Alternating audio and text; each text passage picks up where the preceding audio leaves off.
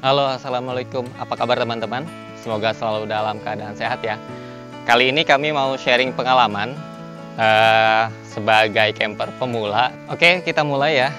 Disclaimer dulu tapinya, kami bukan expert. Jadi ini adalah berdasarkan pengalaman kami mempertimbangkan beberapa hal di dalam membeli perlengkapan untuk camping. Nah, jadi kalau misalkan teman-teman lain punya pertimbangan lain yang belum kami sebutkan atau misalkan punya rekomendasi perlengkapan camping yang lain yang harus dimiliki atau bisa menjadi opsi, silahkan tulis di kolom komentar ya. Nah, jadi mungkin yang paling utama adalah tenda ya. Ada beberapa hal yang kami pertimbangkan ketika membeli tenda. Yang pertama adalah luasan dari tempat campingnya sendiri.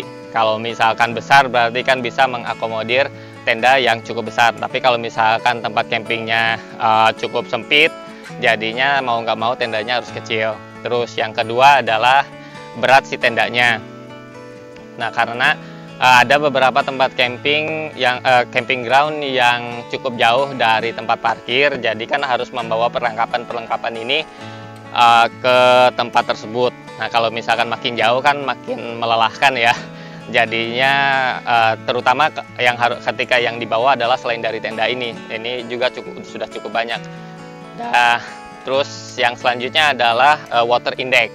Water index dari bahan si tendanya sendiri. Nah, jadi berdasarkan referensi, water index yang baik itu di atas 2000 mm. Nah, jadi dia akan cukup tahan untuk menahan kucuran air ya kurang lebih semalaman. Terus, tapi hal itu juga bisa dikombinasikan dengan flysheet ya. Jadi karena flysheet ini biasanya harganya lebih murah dari tendanya. Yang penting flysheetnya baik, meskipun water indexnya si bahan tenda itu tidak terlalu besar, jadi cukup aman. Terus yang selanjutnya adalah kemudahan di dalam memasang. Jadi karena bisa jadi ketika kita nyampe ke tempat camping sudah mendung, akan hujan, terus jadinya perlu waktu yang cukup singkat di dalam mendirikan tenda. Jadi kemudahan di dalam memasang tenda itu akan penting sekali. Nah, lalu yang berikutnya adalah ini ya, ketahanan terhadap angin. Kalau misalkan teman-teman mempertimbangkan untuk camping misalkan di pinggir pantai atau misalkan di lembah di mana angin gunungnya itu cukup deras. Nah, jadi harus melihat aerodinamis dari si tendanya, terus dari tali-tali pengikat si tendanya. Jadi itu yang penting. Nah, mungkin dalam memilih tenda itu, oleh karena itu kami menjatuhkan pilihan kepada ini merek Natur Hike Mongar 3. Jadi beratnya hanya 2,5 kg. Terus dia pemasangannya sangat mudah sekali. Jadi kalau misalkan sendirian masang ini tidak lebih dari 2 menit sudah jadi. Mungkin saya cantumkan juga video pemasangannya yang cukup cepat di sebelah kiri atas. Terus dia water indexnya 4000 mm, tapi meskipun demikian saya tetap menggabungkan itu dengan flysheet ya, untuk lebih aman lagi. Dan itu pun sudah cukup terbukti ketika kami camping di lembah pasir Sumbul Parabon. Hujannya cukup deras, terus agak lama juga dan cukup aman untuk hal ini. Nah, di sini pun sudah termasuk ini ya, kalau sepertinya istilahnya adalah footprint alas ya, alas dari si tendanya sendiri gitu. Ini memang untuk Mongar 2, tapi ininya Mongar 3, jadi ukuran base-nya tetap sama. Dia juga cukup durable terhadap angin. Bentuknya cukup aerodinamis ketika itu kita camping di puncak gua, jadi itu tuh di tebing pantai, dan waktu itu badai. Dia cukup aman, tapi waktu itu kita pakai flysheet, dan flysheetnya justru yang jadi seperti layar yang menangkap angin gitu. Jadi sebagai saran saja, kalau misalkan teman-teman camping di tebing, jangan menggunakan flysheet. Nanti ini akan bertindak sebagai layar dan malahan akan mencabut si tendanya yang sudah cukup baik terpasang. Nah, itu di dalam memilih tenda. Nah, oh iya, untuk semua perlengkapan ini kami belinya di Tokopedia. Nanti teman-teman bisa lihat linknya di kolom deskripsi dan juga harganya.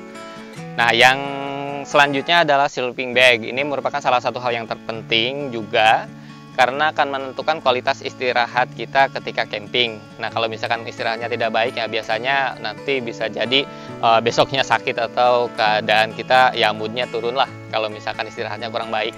Ini saya waktu itu pernah bawa sleeping bag yang satunya lagi.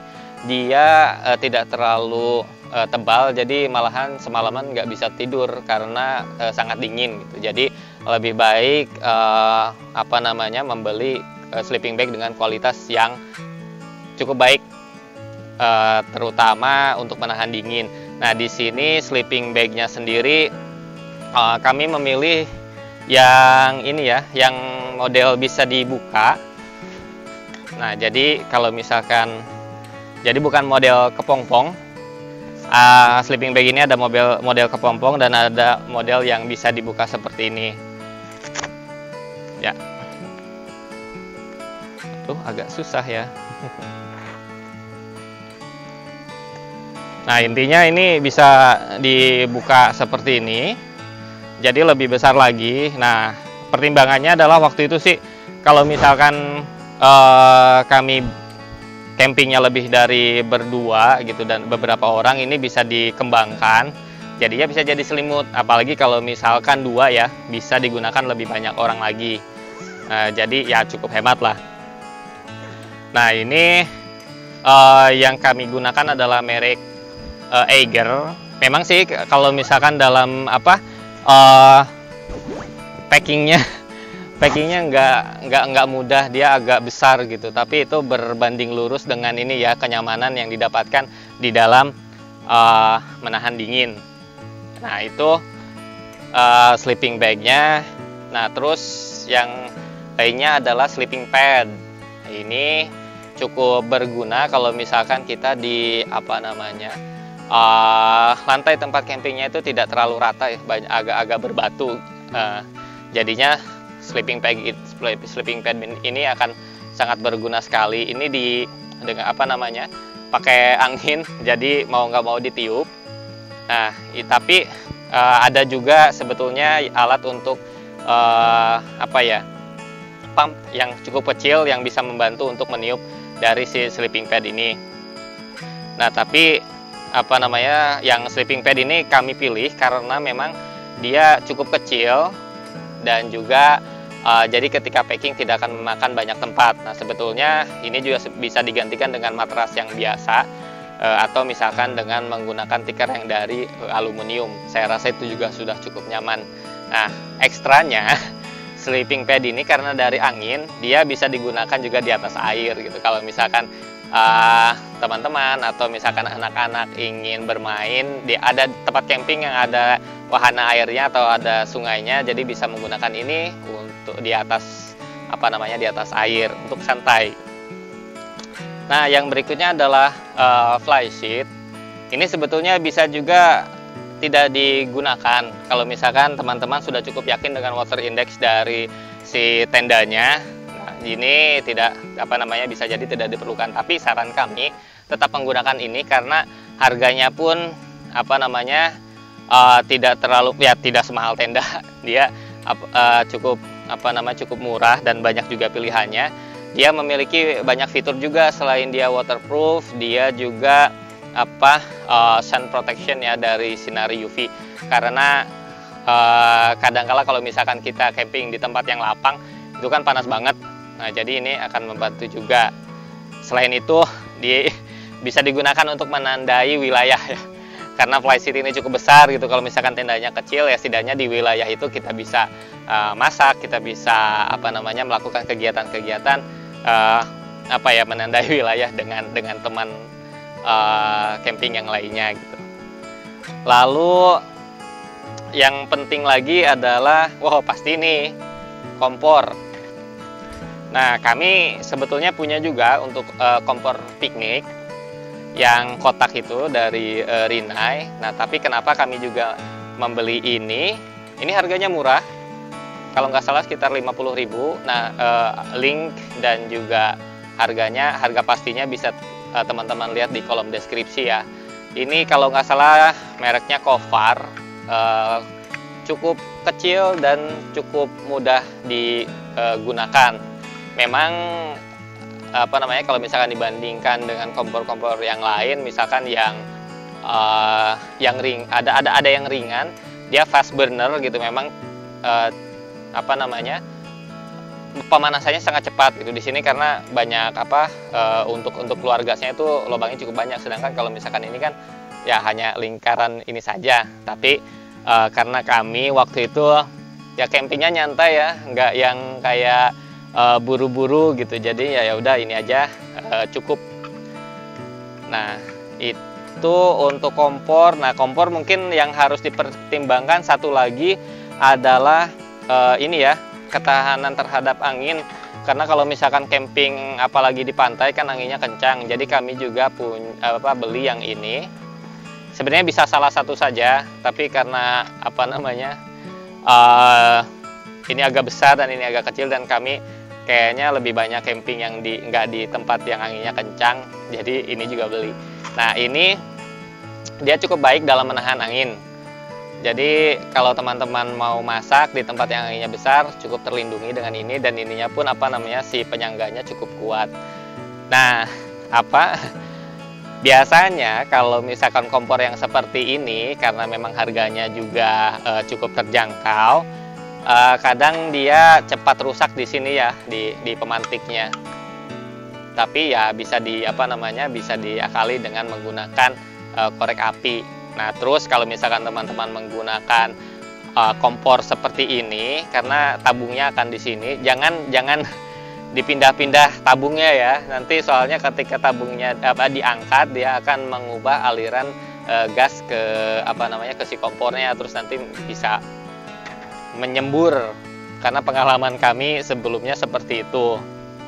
Dan ini kami juga ada beberapa pilihan kompor, terus ada juga tenda yang besarnya. Nanti di video yang lain akan diusahakan untuk memperbandingkan ya.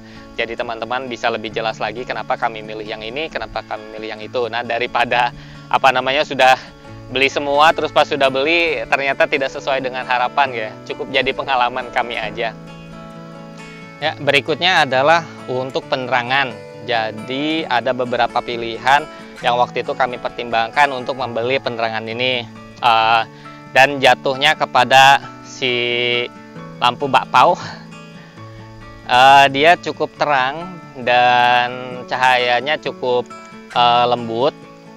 Ada beberapa pilihan, jadi bisa diatur keterangannya. Nah, ini selain ke matanya itu tidak terlalu mencolok, ini juga bagus kalau misalkan kita ngambil foto atau video di malam hari ya.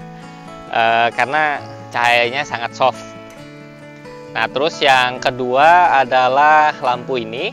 Jadi ini cukup dari Mitsuyama. Kalau yang ini nggak ada mereknya.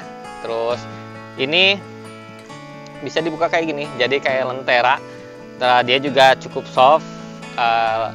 Lampunya tapi putih. Kalau misalkan ini dia agak kekuning-kuningan, jadi lebih lembut lagi. Nah, kalau misalkan ini agak putih, nah dia enaknya bisa diputar begini.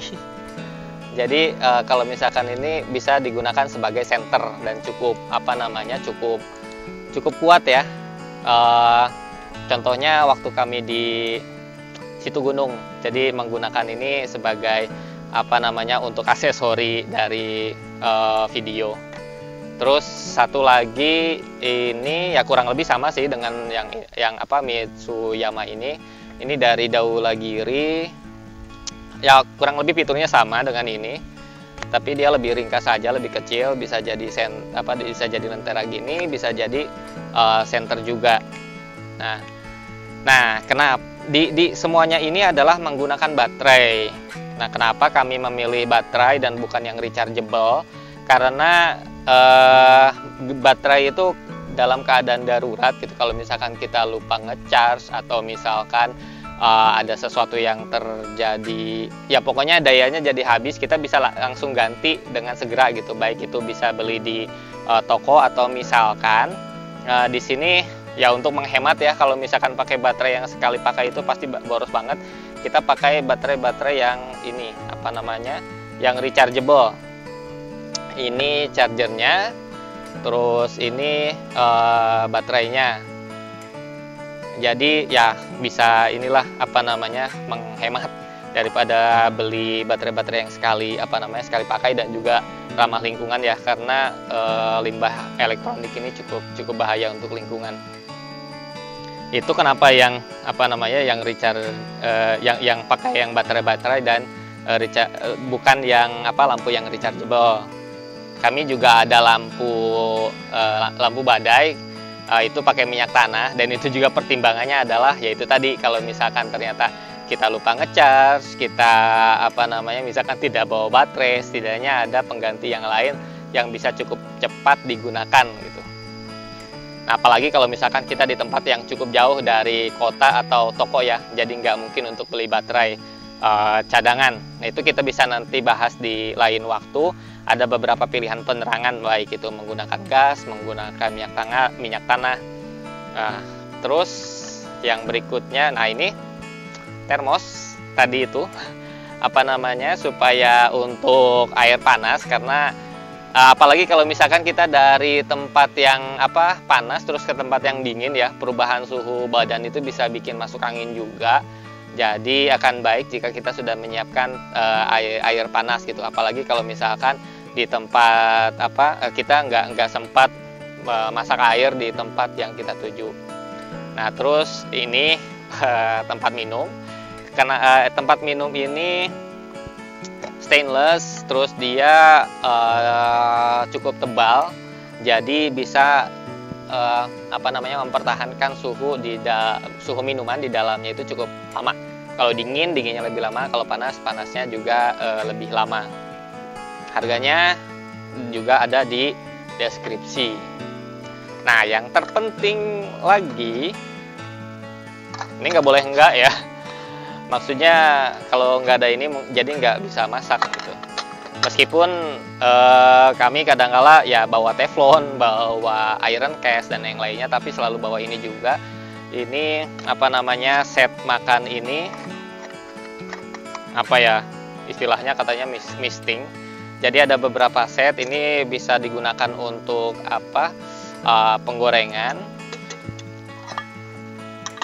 Terus dia ada tekonya yang cukup imut. Ya meskipun isinya tidak terlalu banyak untuk memanaskan air, tapi cukuplah untuk bikin minuman hangat. Nah untuk memilih ini, kami waktu itu juga punya cooking set yang lainnya, yang jadi mungkin teman-teman juga harus mempertimbangkan ininya ya, gagang ini, karena yang kami punya yang lainnya adalah dia tipis dan juga agak tajam, jadi agak berbahaya kalau misalkan dia ada di dalam tempat penyimpanan yang kita nggak bisa lihat, terus pas ngambil ya bisa terluka. Jadi kalau teman-teman membeli set makan ini atau set masak ini, dipertimbangkan ininya ya, kalau bisa jangan yang tajam. Nah, terus juga ininya, moncong si teko ini ada yang ke atas, ada yang point out kayak gini. Nah, ini akan lebih mudah, jadi nggak acak-acakan, karena kami juga punya yang agak besar dan dia moncongnya nggak seperti ini, jadi ketika menuangkan agak acak-acakan kemana-mana. Ya meskipun itu hal kecil ya, menurut kami patut dipertimbangkan supaya nanti campingnya nyaman, nggak menghabiskan waktu untuk ngelap-ngelap karena kotor. Nah, terus ini juga panci, meskipun juga cukup besar, bisa digunakan ya untuk memasak sayur atau misalkan untuk memasak nasi juga. Nah, yang harus dipertimbangkannya adalah ini gagangnya. Karena ada beberapa gagang dia tuh nggak seperti ini ya, pegangannya. Jadi di pegangannya hanya menggunakan plastik seperti ini. Nah, itu biasanya tidak terlalu tahan panas dan kalau misalkan si apinya dia terlalu besar bisa meleleh. Jadi ini perlu dipertimbangkan juga. Ini cukup baik untuk menahan panas. Nah, di dalam misting ini juga ada ini sebagai apa, bisa digunakan sebagai mangkuk ya, untuk apa, makan sup, sayur, dan juga biasanya diberikan sponge untuk mencuci dan sendok kecil. Nah, lalu ini sebagai sendok untuk sayuran. Nah, jadi cukup lengkap ya untuk memasak yang basic lah. Oke, lalu yang selanjutnya ini SOS, Save Our Soul. Jadi di sini perlengkapan-perlengkapnya kecil tapi cukup esensial menurut saya, dia untuk survival. Jadi isinya ada pemantik api. Ini cukup mudah untuk digunakan. Jadi, nah, kelihatan kan ininya ya, percikan apinya cukup mudah untuk digunakan. Lalu ini ada peluit. Kalau misalkan kita dalam keadaan bahaya, bisa memberitahu, atau misalkan ya amit-amit ya nyasar, bisa menggunakan ini untuk memberitahukan posisi kita ke yang lain. Lalu nah, ini yang cukup menarik, meskipun tidak selengkap MacGyver, tapi cukup bisa digunakan untuk hal-hal yang apa namanya mendesak ya. Isinya tang, terus ini ada lampu, terus ada apa namanya obeng, dan yang lainnya. Ya cukuplah untuk keadaan darurat. Lalu ada ini kawat, bisa digunakan untuk menggergaji kayu. Meskipun kami belum pernah menggunakan, tapi ini cukup tajam ya kalau misalkan digunakan sebagai pengganti gergaji. Oh ya, ini beberapa hal di sini cukup berbahaya, jadi jauhkan dari anak-anak. Lalu ada kompas kecil. Nah, ini ada kartu serbaguna. Jadi bisa untuk mencongkel, menggergaji, dan lain sebagainya. Deskripsinya ada di keterangannya ada di kolom deskripsi. Untuk apa aja isinya, bisa teman-teman lihat lebih jauh lagi di website produknya. Pilihannya banyak, ada yang lebih lengkap dari ini, tapi menurut saya ini sudah cukup